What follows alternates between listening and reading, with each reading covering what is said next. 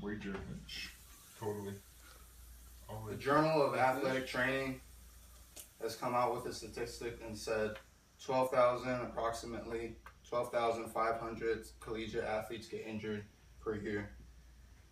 And I want to ask you, have you ever been a part of that statistic ever since you've been in college at one point?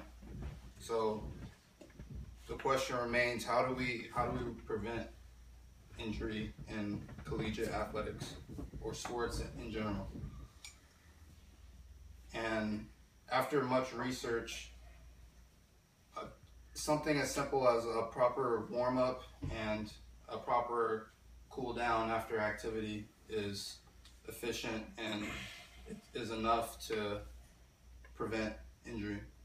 Now, why is it important that we should do this? Is because our own well-being is at stake, and we can prevent ourselves from a lot of pain and money. And so we can all relate to injuries. I'm sure everyone here has had an injury at one point in their life. I want you to look back and think of an experience of your own that you got injured and what it did to you, how bummed out you were, how much you wanted to continue to do what you were doing and have fun, but you couldn't because of the pain and injury that was caused. And so I myself have had many major injuries in my lifetime.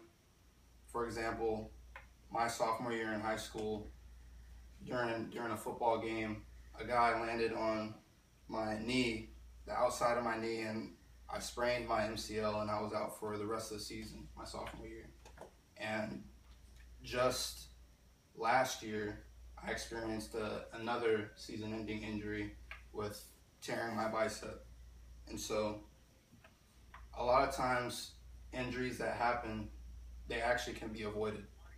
And that comes up with another question: what is a warm-up? And so turnstep.com defines a warm-up as the act of preparing your body for exercise in order to reduce injury. And this is done by increasing your heart rate and increasing your blood flow so that more blood is pumped to your muscles so that they become more elastic and less likely to be overworked. Gail Burkhart of active.com has found that in studies, it has been scientifically proven that warming up can be efficient, in that animals were actually tested. Animals were tested, and the fact that their heart rate was tested with an ECG, and also humans were tested with an ECG or an electrocardiogram. The electrocardiogram measures the heart, and with the same source, Gail Burkhart found that humans had to run on a treadmill for 10 to 15 seconds with a sprint without even warming up at all. And she found that 70% of all of those people that didn't warm up showed abnormal testing on the ECG. Now, one other cause for an injury is lack of cool down. And so a cool down basically is bringing your heart level back down to normal after an intense exercise. It can include various things such as stretching or doing a light jog, or even getting in an ice bath to help calm down your muscles and get them back into a stable environment. And so we could save a lot of money by preventing injuries just from a little thing as warming up and cooling down.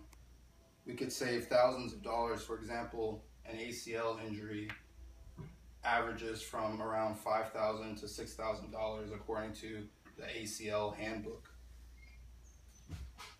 And so surgeries also don't surgeries also are not 100% guaranteed for coming all the way back. Leg injuries, for example, if you have crutches, it's hard to get up and down stairs. You need someone to carry around your stuff all the time. And the same thing with arm injuries. Depending on the arm, you might not be able to write, or you might not be able to carry things. And life would just be a lot better if we just didn't have injuries that really could have been prevented. Injuries don't just disrupt sports, they disrupt our daily activities. And so professional athletes, those who do a sport as a profession, they face it the worst when they get injured, because their money and their career is on the line. The same goes for student athletes who are either looking to get a scholarship or who are on scholarship, because in some unfortunate instances, some student athletes who have gotten career-ending injuries, they've had their scholarships taken away. And so one of the last things is that having an injury, it actually can lead to depression. According to the United States News and World Report newspaper, the prolonged feeling of hopelessness can lead to depression. So why not take action? Why not invest? So there are many other ways to reduce injury, such as just technique and hydration and proper nutrition, but one of the most overlooked ways is just doing something as simple as a warm-up before exercise or any kind of sport activity, or a cool down afterwards.